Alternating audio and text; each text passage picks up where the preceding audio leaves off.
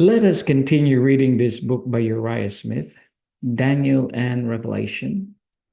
We are now reading Revelation chapter 6, verses 9 to 11. This is the second part of Uriah Smith's comments.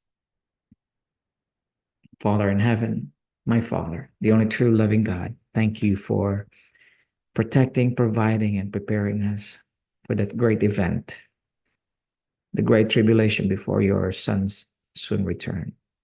May we learn from this reading. I pray in the name of your Son, through your Son, Jesus Christ. Amen.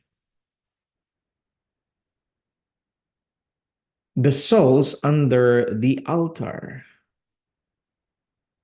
This representation is popularly regarded as a strong proof of the doctrine of the disembodied and conscious state of the dead.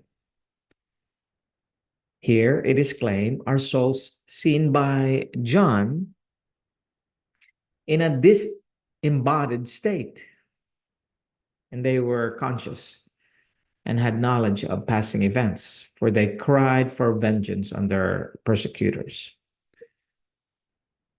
This view of the passage is inadmissible for several reasons. Number one, the popular view places these souls in heaven, but the altar of sacrifice on which they were slain and beneath which they were seen cannot be there. The only altar we read of in heaven is the altar of incense. But it would not be correct to represent victims just as slain under the altar of incense, as that altar was never devoted to such a use. Number two, it would be repugnant to all our ideas of the heavenly state to represent souls in heaven shut up under an altar. Number three, can we suppose that the idea of vengeance would reign as so supreme in the minds of souls in heaven as to render them, despite the joy and glory of that ineffable state, dissatisfied and uneasy till vengeance was inflicted upon their enemies?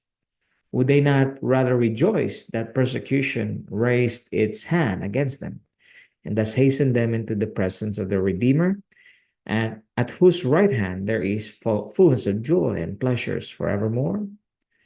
But further, the popular view, which puts these souls in heaven, puts the wicked at the same time in the lake of fire, writing in unutterable torment in full view of the heavenly host. This, it is claimed, is proved by the parable of the rich man and Lazarus, as recorded in Luke 16. Now the souls brought to view under the fifth seal were those who had been slain under the preceding seal, scores of years, and most of them centuries before. Beyond any question, their persecutors have all passed off the stage of action, and according to view, under consideration, were suffering all the torments of hell right now before their eyes. Yet, as if not satisfied with this, they cried to God as though he were delaying vengeance on their murderers. What greater vengeance could they want? Or if their persecutors were still on the earth, they must know that they would, in a few years at most, join the vast multitude daily, pouring through the gate of death into the world of woe. Their amiability is put in no better light even by this opposition. One thing at least is evident. The popular theory concerning the condition of the dead, righteous and wicked, cannot be correct, or the interpretation usually given to this passage is not correct, for they devour each other. But it is urged that these souls must be conscious, for they cry to God. This argument would be of weight were there be no such figure of speech as personification. But while there is, it will be proper on certain conditions to attribute life, action, and intelligence to inanimate objects. Thus, the blood of Abel is said to have cried to God from the ground, Genesis 4, verses 9 and 10. The stone cried out of the wall, and the beam out of the timber answered it, Habakkuk chapter 2, verse 11. The hire of the laborers kept back by fraud cried, and the cry entered into the ears of the Lord of Sabaoth, James 5:4. So the souls mentioned in our text could cry and not thereby be proved to be conscious. The incongruity of the popular view of this on this verse is so apparent that Albert Barnes makes the following concession. We are not to suppose that this literally occurred and that John actually saw the souls of the martyrs beneath the altar, for the whole representation is symbolical, nor are we to suppose that the injured and the wrong in heaven actually pray for vengeance on those who wrong them, or that the redeemed in heaven will continue to pray with reference to things on earth.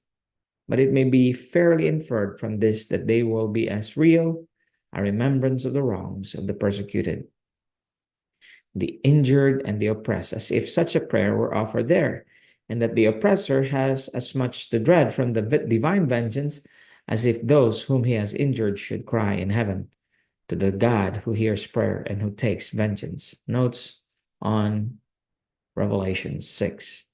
We will read the next paragraph the next time. May God our Father continue to bless you and his Son be gracious to you now and forevermore.